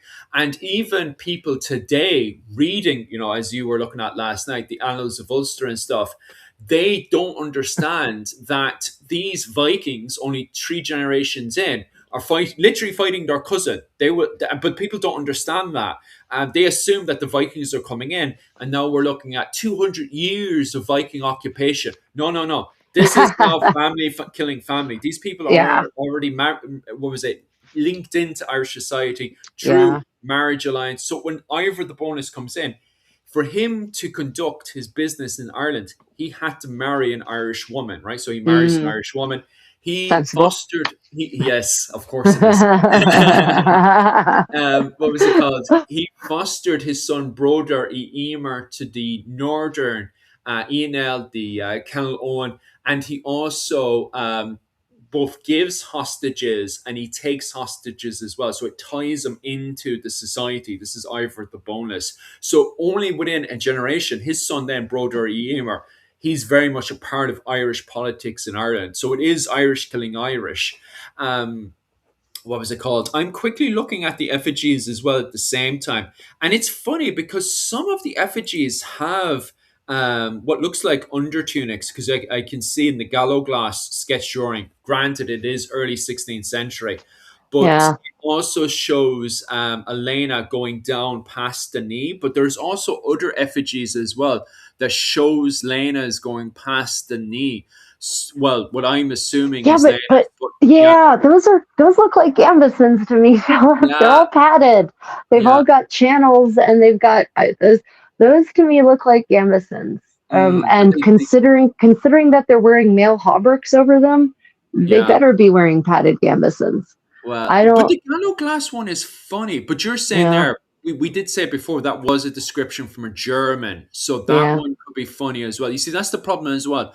The Art McMurrow one is a drawing from a Frenchman, yeah, and the Gallo glass one is a drawing by a German. And it has been pointed out a few times that this is second-hand information. yeah, So, if I don't know, yeah. and then go on. It's really tricky, and that's why it's really important to find Irish Mm, Irish documentary evidence. If we can't find the visual evidence, we can at least maybe find some documentary evidence. You mm, mm. know, I just this it really does not make sense Yeah. in the 15th century to be wearing a male hauberk over a linen shirt. Yeah, It that just makes doesn't. sense. It Mm, it it, it if you think about the kinds of weapons that are being used, mm, and we're also getting into black powder, right? So yeah, why the male is not going to protect you at all mm, against the crushing power of the kinds of pole arms that are being used in war in the mm, 15th century and into the 16th century. You're going to have crushed bones. You're going yeah, to die a horrible death from sepsis if you don't bleed out. mm, Whereas if you have a padded undergarment, that's going to go a much longer way to protecting you from being crushed, your bones from being crushed when you inevitably get struck by one of these mass weapons. mm, It doesn't, for my eye, the second I looked at any of those gallo glass uh, or effigies, right? The mm, second I looked at them, my first thought was, oh, look at that nice padded gambeson. yeah, I didn't look at them and see pleats or yeah, folds. And that's the other thing. People look at it and see pleats. No, that is that is how a not so really skilled sculptor depicts folds of fabric. mm, Because to actually accurately depict folds of fabric in stone is a really high level skill. It takes mm, a lot of mastery. Like we're impressed by Michelangelo because he could do that. We're impressed by him because not everyone could in his era. yeah, That doesn't so we have to be careful about interpreting art like that. We have to look at it and consider, does this look like it's a super skilled piece of sculpture? If it mm, doesn't, then we have to consider that it's stylized representation of things like the folds of fabric, or or it's not the stylized representation of folds of fabric. It's actually just a padded gambeson. Like you can, yeah. It never made sense to me wearing a male hauberk over a freaking linen shirt. Not yeah. in the 15th century. In the third century, okay, sure, Mm, maybe. mm, 15th century, mm. mm. Right. Just to put our foot down for the time being until we get in contact with the what was it called, the Museum of Ireland, the National Museum of Ireland. What was it called? For the time being, where for me now, who wants to recreate Desmond Fitzgerald's Yeah. linen tunic, do you think we should go for the tunic going before the knee or after the knee for the I mean, time being? I think you're going to regret your life choices if we go lower than the knee. You're probably Okay. going to want it above your knee, Okay. and this is why, especially if you want to be able to wear this shirt with with a more Anglo Irish ensemble, right? Yeah. If you decide you want to have the cool kids French style fashions, or Mm, then the shirt becomes much more, because the shirt's going to have to get tucked down into your hosen yeah. also, by the way. Yeah. Um, so you're not going to want a shirt that goes down to below your knees. You're But right, actually, yeah, because if we look at the Anglo Irish effigies, I cannot see Lena whatsoever, especially with the Anglo Irish armor. The mm-mm, Anglo Irish mm-mm. armor seems to be completely It's tucked in. harness. Yeah, it's If we look harness. at the butlers, what was it called, Anglo-Irish armor, and I think everyone should look at this on Google as well because it's Yeah. insanely unique. But if we look at it, there is no sign of a lena there whatsoever. There's Mm-mm. nothing poking out. It's all nice and tidied Mm. away. And there's So I no think you're right about gambeson that. Yeah. because in that era, when you have that kind of armor, that kind of Mhm. cuirass, basically, I mean, it's segmented, whatever, but it's still a cuirass, Okay. and it's clearly made of metal. Mm. You don't need a gambeson. You don't need that padded garment because that's what the metal plates are doing. Mm. So this is a mistake some harness that some reenactors make, is they think, or reenact, people who do medieval recreation or even LARPers, they make the mistake of thinking, oh, I need this padded arming garment to go under my full metal harness and my metal arms and my metal legs. And no, the metal it takes the place of the padded garment. You Mm. don't need the padding anymore. And that's why it's not so bulky, right? It looks nice. Like you can see their figures nice and trim, those sexy chalice shaped waists, right? So they're no longer wearing a padded garment beneath it because they don't need it. Whereas Mm. your men, the gallows glass, they Yeah. are not wearing metal harness. They are wearing mail hauberks. So Mm. they need that padding to act as armor, basically. Mm. So yeah, no, I mean, the other thing is, so we should look also, if you look at the bard, the Irish bard, right? So from the Yeah. 1440s, Yeah. You're if you right. look, Second. he's kneeling. You don't see, there's no shirt that comes down over his knees. Mm. You can see his knee, if I recall correctly. Yeah. Right. So for those who are wondering, we're talking about this fantastic frontispiece or a fantastic illumination from the Scotichronicon by William Bowder. Yeah. Well, composed, by William Bowder. He actually did author it. In the 1440s is when it's illuminated and calligraphed and all set down in this beautiful, very gorgeously illuminated and illustrated compendium of Scottish history. And it depicts that great Irish bard kneeling before Alexander III. Yeah. And what's fantastic about this depiction, everyone, is that he looks like he's wearing almost exactly the same thing as the Sligo bog body find. Mm. And he also looks very close to what that Irishman who's kneeling in that effigy is wearing as well, who's kneeling with his, he's like this, and it looks almost exactly the same. So it's very clearly depicting what Irish people were wearing, what Irish men were wearing in the 15th century, in the middle of the 15th century. And if you look there, you can see that he definitely there's no shirt that goes down over his knee. Mm. It's so exciting because I'm going from Irish Ridra meaning Irish knights, to suddenly looking at the bards and then flying over to Irish nobles and stuff. And we're here trying to, and it keeps going back to the thing of we actually need to have a solid find here. Okay, so for the time being, we're going to aim for a lena that just goes before the knee. Yeah. And we're going to get in contact with the National Museum of Ireland because these images are too questionable. Like if you guys go onto Google now, just open up, if you can open up another window and just type in 15th century Irish effigies and then look at the Butler effigy, for example. There's no lena there. If you literally do what Rachel says there, go over to Alexander III, King of Scotland, and you'll see the second drawing, you can see a bard in there. Yeah. You can see it's very, very questionable, but it looks like, as we're pointing out there, the Sligo bog body. So if you go into Google as well and type in Sligo bog body, you can see that long coat. It's exactly like the long coat. That's crazy. Yeah, like it really looks. It's so similar. And the problem, I've said this before, but for those of our audience who maybe haven't heard it yet, the problem with the Sligo bog body is that it hasn't been dated, to my knowledge.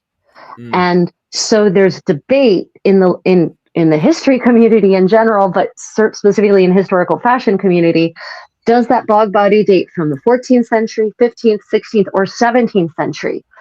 So so we don't even know, but the similarities between that ensemble and the bard in that 1440 Scotichronicon, and that kneeling effigy of that gentleman who might be actually a tailor or a weaver or something. We've looked at that one together too. He's got that beautiful full mustache and the full curly hair, right? And he's kneeling and in profile, and you can see that he's got a belt and he's got buttons down the front of his coat, COTE, right? That those all tie together. So whether the Sligo body was in fact a 17th century person, he's still wearing 15th century style clothes. Very clearly, he's still wearing 15th century style clothes. So yeah, we definitely, it would be super grand, Philip, like super duper grand, if we could somehow get an appointment to actually look at those garments in person. That would be real fabulous. If we could manage that, but if not, if we could get them to go and take some detailed pictures for us, and send them to us. Good. Like we can say, I need pictures of this seam and that seam, and that kind of thing. If we could just get that, that would be great. Okay. But and the other thing we have to think about is the sleeve of the Lena, right? And there's no way you can get away with big, huge sleeves in that style of garment. It would be so uncomfortable. Yeah, I wasn't thinking, because if you look at all the 15th century effigies, there is zero massive sleeves, except for, what do you think of, what was it called? There is one from the Butler, the women, the effigies of the women seem to have massive sleeves. They have. So the Butler, those women are all wearing what are called hupelons in French, or gowns in English. But those are early 15th century style. And so the style at that time in the first half of the 15th century, all across most of Europe, in fact, was big sleeves. Yeah. So that's not a Lena they're wearing. That's a heavy woolen or silk overgarment. So you can't even see their Lenas, actually. And you can't see their kirtles, which they're probably also wearing. So yeah, those sleeves are not Lena sleeves. Those are gown sleeves. But the men next to them don't have long sleeves whatsoever. Like they're nice and tight in the 15th century. So you can quite clearly see that in the effigies of the 15th century to do with the butlers. Yeah. What was it called? Where you have Miss Butler, and she's got the big massive sleeves. But next to her, you have Mr. Butler, and his sleeves are nice and tidied away. So I definitely would say in the 15th century, everything seems to be tidied away. And then as we go into the 16th century and the Tudor conquest of Ireland, that's when we get those big massive sleeves in Ireland. And I hate to go on and ask the question. I think you're going to ask the right question. Go on. Oh, I might. Is that? I'm probably going to ask the wrong one, to be honest with you, and go on a completely different tangent. But is that a Spanish influence coming in? You asked the right question. All right, it is. Go on. Okay. Feeding each other's mind here. Go on. Yeah, you asked the right question. Is that a Spanish influence? So I think it is. But I think it's not just Ireland that's being influenced by that. It's a Europe-wide thing. In the early 16th century, and actually it's a trend that starts in the later 15th century outside of Spain. The smock sleeves, the undershirt sleeves for men and women start getting bigger and fuller. And as the 16th century dawns and proceeds onward, the sleeves just get bigger and bigger for men and women. That garment becomes an item of conspicuous consumption until they get so big that they hit a point sometime around the middle of, it seems that around the middle of the 16th century, that people suddenly add cuffs. So the sleeve is still big, but they just put a cuff on it so that the width is all gathered around the wrist, but the sleeve itself is still really full. So that's not just something that the big sleeve Lena in Ireland is not an Irish thing. It's a European fashion that shows, again, that Ireland is clearly connected to Europe in terms of its fashion trends. So I think, and I really do trace it. I trace that back to the Spanish court in the early 15th century, actually. If you look in Castilla at the fashions, the women are wearing these, really big smock sleeves. Camisa, it would be in Spanish, like really long. And they've got this gorgeous black work or red work and sometimes gold work embroidery on them, or ribbons sewn onto them, these long, elegant black lines. And their dresses are designed so that they have a sleeve on top, like the top half of their arm, but the bottom half doesn't have a sleeve. actually, and so that beautiful camisa sleeve just hangs luxuriantly, right? It's this real conspicuous conception because let me tell you, those sleeves are annoying to wear. Mm, So annoying. They get in everything. If you try to eat, your sleeve will try to eat too.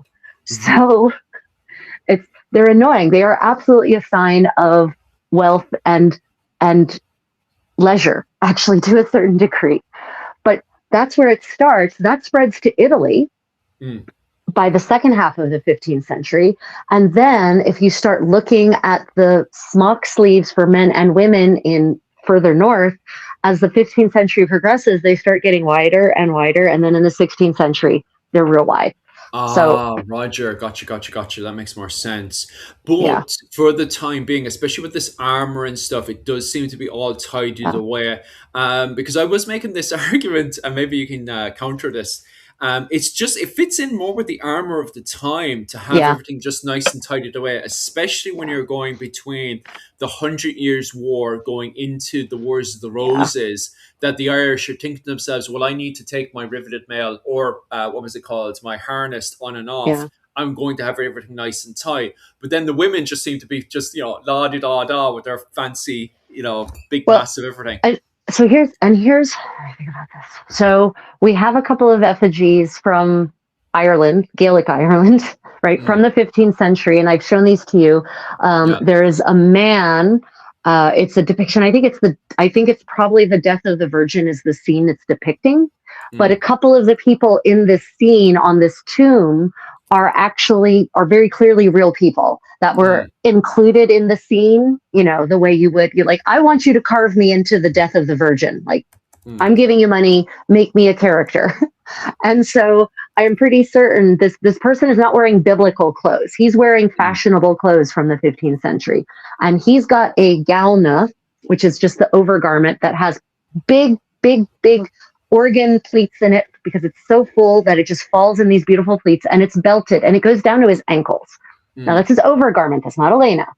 Um, and I don't remember offhand if it has big sleeves or if it has sleeves that are the sleeves are full, and I don't remember if they're cuffed or if they fall open. But in the first half of the 15th century, it was fashionable for men to also for the first quarter of the 15th century, it was also fashionable for men to wear overgarments with big Okay. sleeves, not undergarments, Uh, overgarments with big sleeves.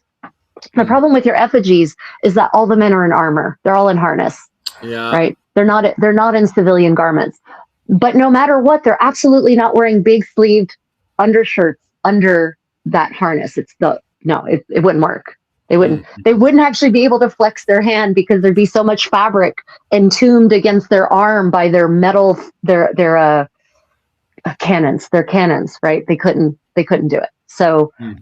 those undershirts are certainly fitted, but we can't really know much about the civilian garments from those effigies because they're all carved like manly knights in their harness. Mm. So I would say that's not we can know that clearly Irish knights didn't wear long lena Mm. under their harness, that we know, but we don't Yeah. know what they would have worn in their civilian life, which is why we have to look at things like the Irish Bard and the Scotichronicon. We have to look at the other effigies that depict men in actual clothing, like in the case of that tailor or weaver who's kneeling. We have to look at the Sligo outfit, which I'm pretty certain didn't come. I think the Lena didn't survive because linen does not often survive well in Oh, bogs. yeah. So the linen garment, probably any linen garments that he may have been wearing, probably dissolved. Mm. So we can't know.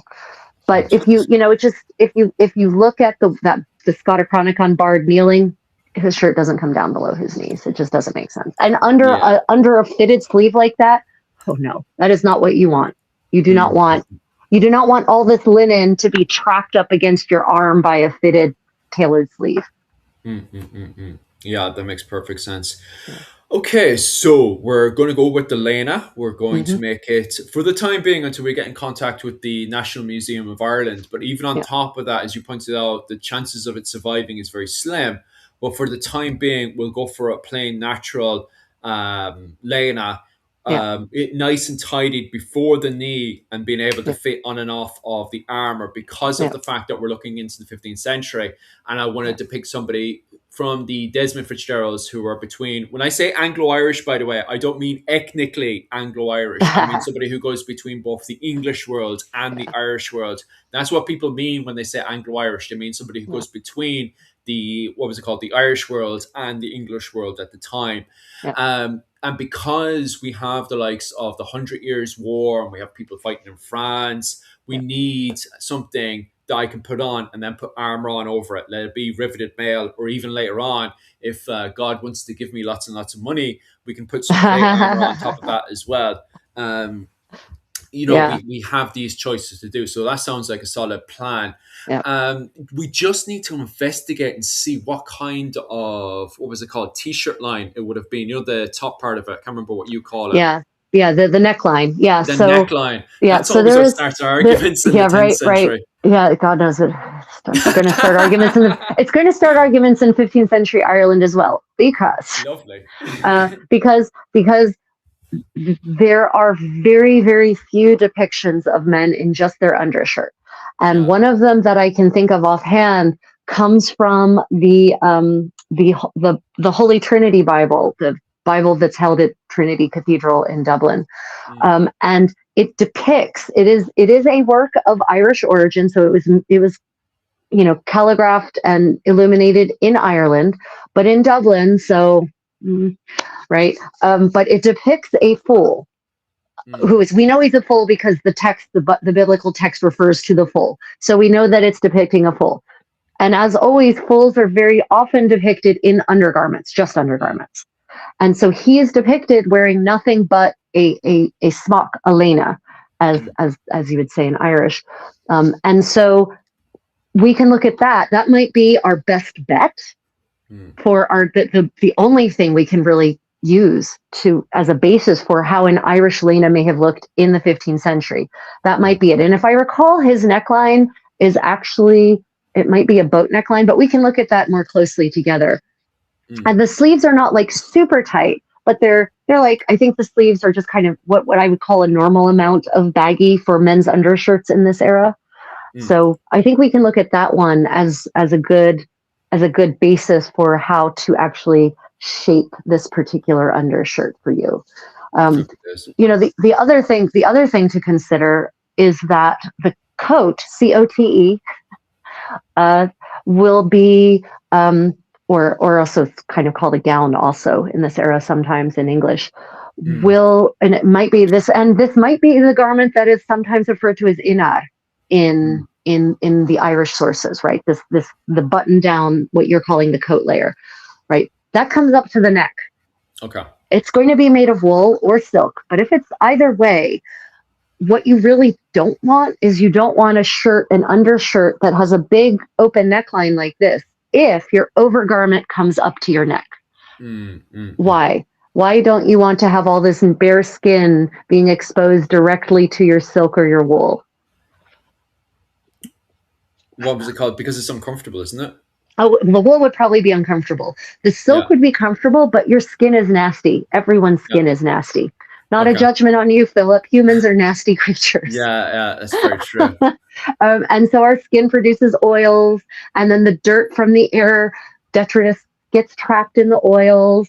And if your overgarment is lying directly against your skin, especially in this high traffic, because whenever you move, right, there's a lot of movement here, those oils will get ground into your overgarment, and that's where you get ring around the collar. And so your linen undershirt is designed to protect your overgarment. So in point of fact, I feel like we should design the neckline of your smock to reflect the height of the neckline of your inar, of your gown, right? Yeah. I think that's, and if you look at the necklines of the undershirts being worn by men all across the rest of Europe in the middle of the 15th century, then they all come up to here, and some of them even have actually collars, an extra band around the top here, so that your overgarment is particularly protected against your nastiness. Yeah. Exciting stuff. Right, so that's the kind of neckline we'll be going for, well, for the Yeah. time being, until we talk to the National Yeah. Museum of Ireland. Yeah. I see most of you guys are heading off to bed as well and switching over to my chat. So if you guys have any more questions, because good for you if you're going over to bed because you're coming over Yeah. from the UK and Ireland, so Yeah. you guys are going off to sleep now. We have another 10 minutes and we start to finish up there. So if you guys have any last questions, especially to do with clothing, because that's Rachel's field of expertise, please ask now before we start finishing up. Yeah. Is there anything else as well, Rachel, you need to cover as well? And what's your plans for the weekends? What are you up to for the weekend? Yeah. Oh, today's Friday, isn't it? Work-wise, Oh, yeah, yes, it is. work-wise It now, is. not It is. Yeah. Yeah. No, not a I don't. I personal don't. life. I don't have much of a personal life. Most of my life is work. Yeah, Joe's. Let's see. Well, tomorrow I'll be doing medieval story time on my Creative Contessa YouTube channel for those of you watching from other platforms. And we'll be going back to some primary source text, some exciting chronicles from the Middle Ages that cast an eye on daily life, a variety of aspects of daily life. So we'll be looking at court cases, we'll be looking at sermons from stodgy clerics, we'll be looking at some really interesting windows into daily life from the past. So if you're excited, if you'd like to hear what life was like from the voices of people who lived in that time, then tune in tomorrow. And then on Sunday, I'll have my usual medieval cooking party. And I think we're going to be doing medieval sauces. So if you're interested in learning how to make medieval condiments, including medieval mustard, by the way, from original medieval recipes, then tune in for that fun. And once again, we'll be using the comically giant mortar and pestle, just for everyone's amusement.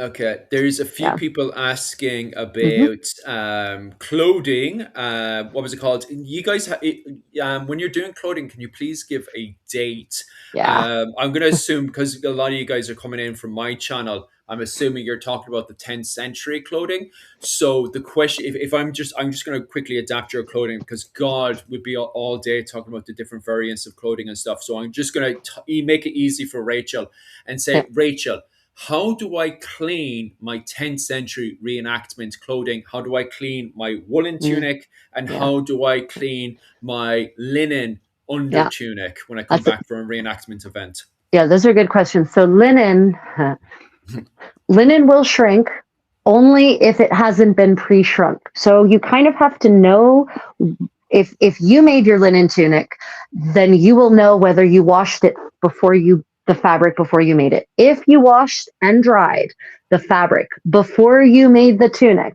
then you can wash and dry the fabric afterward, the tunic.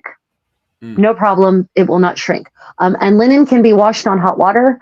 But linen, honestly, Philip, whenever you wash linen, I always put it into soak and let it soak for multiple hours. Because linen, the fibers are actually, when they're wet, they actually become stronger. So the longer you let it soak, the more the fibers fully hydrate. And then the washing process is less damaging. Your linen clothes will last longer if you let them soak for multiple hours, if not overnight, honestly, and then run them through your washing machine. So always soak your linens first. Don't just put them in the washer and let it go, because you'll actually do more damage to them over time. But if you didn't wash your fabric before you made your garment and you're worried about shrinking, then you might want to just hand wash it going forward. Yeah, that's what I do. But you don't have to. You don't have to. You only have to if you didn't wash the fabric first. Yeah, and wool, do not put wool in a washing machine. Yes. Don't do it. Don't do it. I mean, some people have told me, oh, well, my fancy schmancy washing machine has a fantastic wool cycle that's just like washing it by hand. Okay, good for you. But most people don't have sophisticated washing machines with that kind of wool hand wash cycle. So your best bet, what I do when I get back from an event, this is a wool kirtle. I put it in a bathtub, I fill it with cold water, and I just use my hands to swish it around in the cold water with soap if necessary, right? But gently, because the more you agitate your wool, the more the fibers will full and tighten and come together. So gently swish it, Yes. gently squish.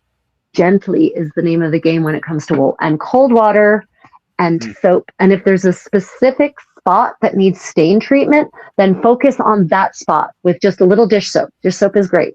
Gently, you want to rub gently. You don't want to, because if you do too much of this, you're going to create pilling. So gently, gently. Yeah. Gently is the name of the game with your wool. 100%.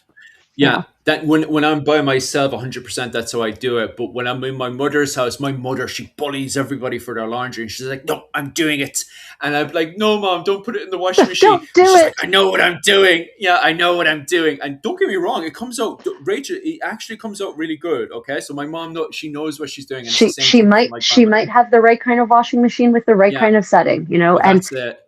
And if you know your washing machine and you can trust it to handle your wool curdle. But let me tell you, I have lost 2 curdles to washing machine shrinkage. 2. So you get to choose how much risk you want to take in the pursuit of clean garments. But most of my garments just go in the tub and I soak them and then let them hang out. Oh, that's 100% what I do as well. That's how I was taught to do it from my living history group. So yeah, definitely follow your living history group, and if not, just listen to what Rachel has to say. Any more questions before I scan through? Wool, washing machine is exactly. I fully agree with the comment section. Don't put it into the washing machine. Hand wash it is always the way forward. That's the way I was taught. Unless you're dealing with my grandmother and my mother. What was it called? Unless you've got my grandmother and mother, do it by hand. I mean, your mileage will vary, guys. I mean, it's, the problem is that a lot of people think their personal experience represents the majority when it's probably an outlier. Whereas I have talked to thousands of fellow reenactors over the decades that I've been doing this. And most of us share the same horror stories about wool shrinkage. So curdle goes in the machine. It comes out a child's curdle. Yeah. There you go. Those clothing finds and stuff is the National Museum of Ireland next to Trinity. So the National Museum of Ireland next to Trinity is Trinity. Sorry, not the Holy. It's Trinity. It's Trinity Cathedral. Yeah, Holy Trinity Cathedral. Yeah. Anyway, go on. So next to Trinity College is the National Museum of Ireland, is where you can see all those finds, and you need to go up to the 2nd floor. So when you go in there, you'll see the Golden Age of the Bronze Age and all those Celtic finds. The first thing you'll see. So that's all the Bronze Age finds. You need to keep going, walk straight, and you take the right. So the right stairs, these big, beautiful stairs. You're taking the right side. That will bring you up to the early medieval Viking Age finds. Keep walking down, and then you'll bump into the late medieval finds. It's not as big as it should be, but there it is. And then if you keep walking past that again, for some reason, you're going from Viking Age to late medieval period, and then to the Golden Age of Ireland. That's how they have it organized. And I'm like, this is so like all over the place, but I don't know who organized that. I think maybe everyone just gets thrown in space, and that's that. So you're going from the Bronze Age to the Viking Age to the blasted late medieval period, and then to the Golden Age of Ireland, back into the early medieval period again. So yeah, it is what it is. And on top of that as well, for some strange reason, they have it like, so the Dublin finds are all in its own little space. And then you'll find some of the Viking Age finds to do with more Gaelic Ireland, in with the, what was it called? The early medieval period as well. So the finds are all over the place as well. They're all over the place. And they don't. Go on. The other thing is that there's so many finds that aren't on display. Yes. Right. This is the problem, that there are so many finds that they can't afford to display or they can't because of the state of the garment. And many of these have not been published. They've maybe in some cases haven't even been examined. So that's, Philip, that's another reason we really need to reach out to the museums and just the curators and say, hey, what can you tell us about the medieval finds in your textile finds or leather finds in your collection? Right. Because the Irish museums just have not really, it doesn't seem they've caught up to the trend of almost every other museum in the developed world digitizing their collections. So yeah, we need to make some phone calls, Yeah. which is a We'll see. metaphor for reach out in some communication method. We'll see what we can do for sure. Yeah. What was it called? We still have another 2 minutes there before we finish up, so I'll cover any more questions. Yeah. Gammonsen, what is a gammonsen? A Oh, gammonsen right. is basically a padded, because we were talking about the We under were. tunic, which is the lena, the over tunic, which is, in the 10th century was just a woolen lena. Obviously, it gets more advanced in the 15th century. And then over that again, if you're talking about the 10th century, what was it called? Rachel can expand on that for the 15th century. But for the 10th century, the gammonsen is it's basically a whole load of padding put together. And it's basically bulked up until it gets to a point where stabbing and slashing becomes very difficult to penetrate and cut the person open. So everyone imagines that people were wearing a lot of leather back in the 10th century. That's not the case at all. We can't find anything to back that up.